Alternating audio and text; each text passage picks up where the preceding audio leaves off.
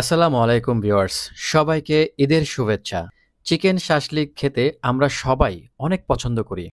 তাই এই ঈদে খুব সহজেই কিভাবে তৈরি করবেন রেস্টুরেন্ট স্টাইলের চিকেন শাশলিক।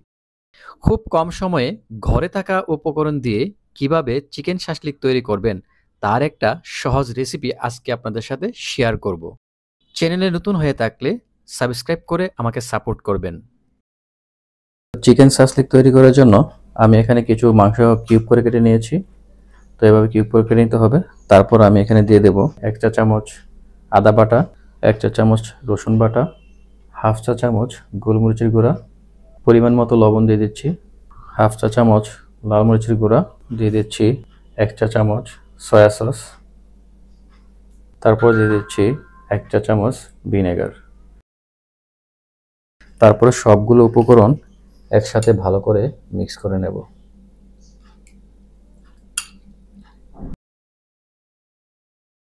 মাংসের সাথে মশলাটা ভালো করে মিক্স করে নিয়েছি। এবার আমি এটা 10 থেকে 15 মিনিটের জন্য রেখে দিচ্ছি মেরিনেট করার জন্য।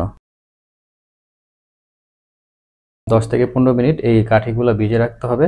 10 থেকে 15 মিনিট আমি কাঠিগুলো ভিজিয়ে রাখবো যাতে কাঠিগুলো পুড়ে না যায় ফ্রাই করার সময়। চিকেন শাশলিকে ব্রাশ করার জন্য আমি একটি সস বানিয়ে নিচ্ছি। সস বানানোর জন্য আমি নিয়ে নিচ্ছি 1 টেবিল চামচ টমেটো সস, 1 টেবিল চামচ চিনি, তারপর দিয়ে দেব 1 টেবিল চামচ সরিষার তেল। আপনারা চাইলে সয়াবিন তেলও ব্যবহার করতে পারেন, কিন্তু সরিষার তেল ইউজ করলে আপনার ফ্লেভারটা অনেক ভালো আসবে। তারপর আমি এই সসটাকে তৈরি করে নেব। এভাবে আমি শাশলিকের জন্য একটি সস তৈরি করে নিয়েছি ব্রাশ করার জন্য। আমার মাংসটা ম্যারিনেট করা হয়ে গেছে। কিছু পেঁয়াজ কিউব করে নিয়েছি এবং ক্যাপসিকাম কিউব করে কেটে নিয়েছি, গাজর স্লাইস করে নিয়েছি। এই সবগুলো আমি একটি বাটির মধ্যে দিয়ে দেব। আমি এখন বাটির মধ্যে ম্যারিনেট করা মাংসটা রেখে দিচ্ছি। তারপর এখানে দিয়ে দেব কিউব করা যে পেঁয়াজ কুচি এবং ক্যাপসিকাম, গাজর।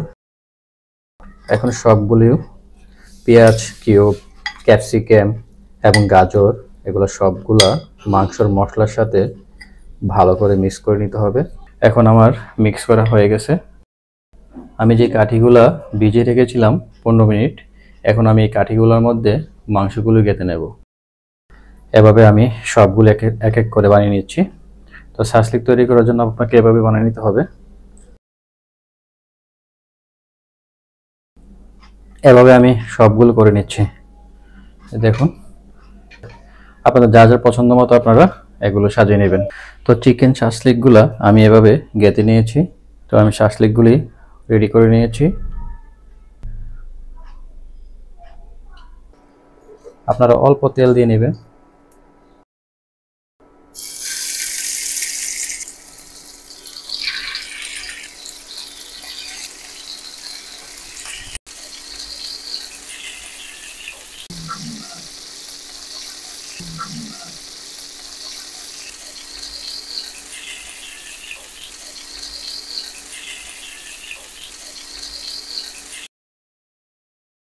আমার চিকেন শাশলিক ফ্রাই করা কমপ্লিট।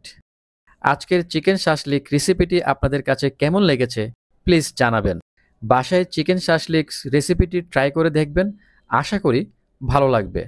যদি ভিডিওটি ভালো লেগে থাকে তাহলে একটি লাইক করে দিবেন এবং চ্যানেলে নতুন হয়ে থাকলে চ্যানেলটি সাবস্ক্রাইব করে আমাকে সাপোর্ট করবেন। সবাইকে ঈদ মোবারক। দেখা হবে নেক্সট ভিডিওতে। সবাই ভালো থাকবেন। আল্লাহ হাফেজ।